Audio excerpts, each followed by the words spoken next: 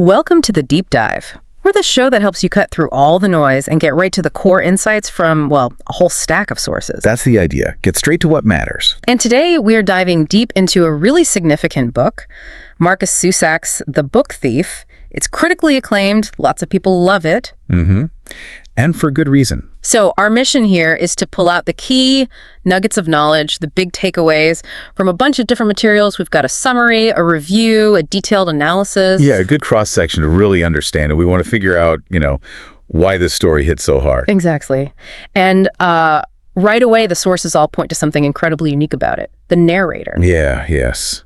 Death. How does having death as the narrator immediately set this book apart from other World War II stories? What kind of impact does that choice have? Well, it's fundamental, really. It's not just a gimmick. Death isn't your typical Grim Reaper here. He's presented as weary, observant, almost empathetic. Empathetic. Wow, that's unexpected. It is, and philosophical, too. So this viewpoint lets Zusak explore life and loss and fate with this strange mix of, detachment, but also real intimacy. It makes you confront mortality directly, not as some abstract idea, but as this constant presence. It completely reframes how you see the human cost of the war. That's a really powerful way to put it, reframing the perspective. Okay, so let's set the scene a bit. We're talking Nazi Germany, World War II. Right, and there's a small fictional town called Mulching. And our main character is Liesel Meminger. She's a young German girl sent to live with foster parents, Hans and Rosa Huberman. And her story starts with just immense heartbreak. Her younger brother dies on the journey there. Awful. And it's right there, literally at his graveside, that she steals her first book, The Gravedigger's Handbook. Yeah. And that moment is so pivotal. Even in that intense grief, her instinct is to grab onto words, onto a book. So that first theft, it's not just about acquiring an object. It's really the start of her whole transformation. Right. In this world falling apart, words become her anchor, her way of finding herself. It's amazing how powerful a symbol that stolen book becomes. So how do words and reading evolve for Liesel? It seems like they become more than just an escape. They're crucial for survival, maybe even resistance. Oh, absolutely crucial. Words and books are her lifeline. First, Hans, her foster father, patiently teaches her to read. That connection is huge. Right. Then later, she forms this incredible bond with Max Vandenberg, the Jewish man they hide, through sharing stories. Books are literally her sanctuary. A sanctuary, I like that. And think about it in a regime obsessed with controlling thought, burning books. Liesel's quiet act of stealing, reading, and valuing words is deeply subversive. It's resistant. It really is. A quiet rebellion. Each word she learns, each story she shares, it pushes back against the silence and the lies of the Nazis. It's how humanity gets preserved, through language. And speaking of humanity, the sources really emphasize the characters. They're so memorable. Who stands out as embodying that kindness amidst the brutality? Well, Liesel herself, obviously. You see her innocence, but also her resilience and that growing love for books. Then Hans Huberman, just fundamentally decent, gentle, kind, incredibly brave in his quiet way, hiding Max. Such a contrast to the regime. Exactly. And Rosa, his wife, she seems so harsh at first, right? All sharp edges. Yeah, definitely comes across that way. But underneath, there's this deep well of love and loyalty. Her actions show it. And Max, of course, the man in the basement, he's this powerful symbol of hope, survival, resilience. It's those individual acts, isn't it? Hans teaching Liesel, Rosa comforting her. Yes. Those small moments of connection, they just shine so brightly against the darkness.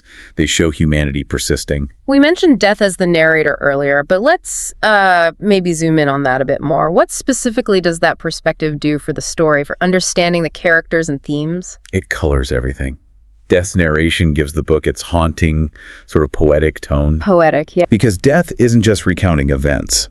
He reflects on life, on laws, on fate. He sees the big picture, the, overarching mortality. Right, the inevitable end. But he also zooms right into the characters' intimate struggles, their fears, their loves. He has this strange dual perspective, detached and yet deeply personal. So it constantly reminds you of what? The fragility of it all. Exactly, the fragility of life, especially in wartime. But crucially, it also highlights the beauty and the strength of people, despite knowing that end is coming. It emphasizes resilience in the face of loss. Okay, so connecting that to the main themes, the sources talk a lot about that fragility of life and how kids like Liesel and her best friend Rudy Steiner, they're forced to grow up way too fast. The loss of innocence is a huge theme. So what are some of the key symbols that kind of reinforce these ideas, things that keep appearing? Well, books and words, as we've said, they're not just about escape. They represent power, knowledge, resistance, comfort, a lifeline. Right, the core symbol, really. Definitely. Then there are colors. Death often describes the sky, or moments using specific colors. Red, black, white are recurring. Oh, interesting. Why those? They often symbolize blood, destruction, death, but maybe also purity or innocence.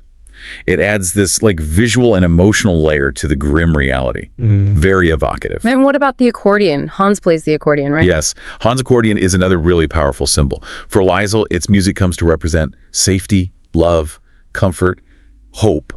It's this warm human sound in the middle of all the noise and fear of the war. So it's clear this isn't just a standard World War II story.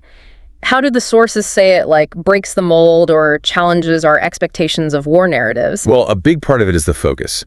It's not about battles or generals. It's about ordinary Germans living under the Nazi regime. Yeah, the home front perspective. Exactly. And it doesn't shy away from complexity. It looks at guilt, complicity, how ordinary people navigated that time. But it also really highlights those small, quiet acts of resistance. The everyday bravery. Precisely. Things that often get overlooked in grander historical accounts. And the writing style itself is different. It's described as lyrical, unique, sometimes fragmented. Fragmented, how so? Like short observations, maybe non-linear moments. It's not just a straightforward plot. It contributes to that poetic, almost dreamlike quality, setting it apart from typical historical fiction. Okay, so if we pull all these different threads together, the narrator, the characters, the symbols, the unique style, what's the big takeaway? What's the core message of The Book Thief beyond just being a novel set in WWII? I think the core insight is that it's this profound meditation on death, yes, but also on survival. And maybe most importantly, on the redemptive power of stories, of words, of human connection. Redemption through stories. Yeah. And what's really fascinating and what the sources highlight is how Zusak blends just immense tragedy and sorrow with these incredible moments of warmth, love, and basic human decency. It finds light in the darkness. It absolutely does. It's a powerful reminder that even in the absolute bleakest times, words matter, connections matter. Humanity can and somehow does endure. It's a really enduring message. And that leaves us with something to think about, doesn't it? For you, listening, consider those quiet, everyday acts of resistance and kindness in the book.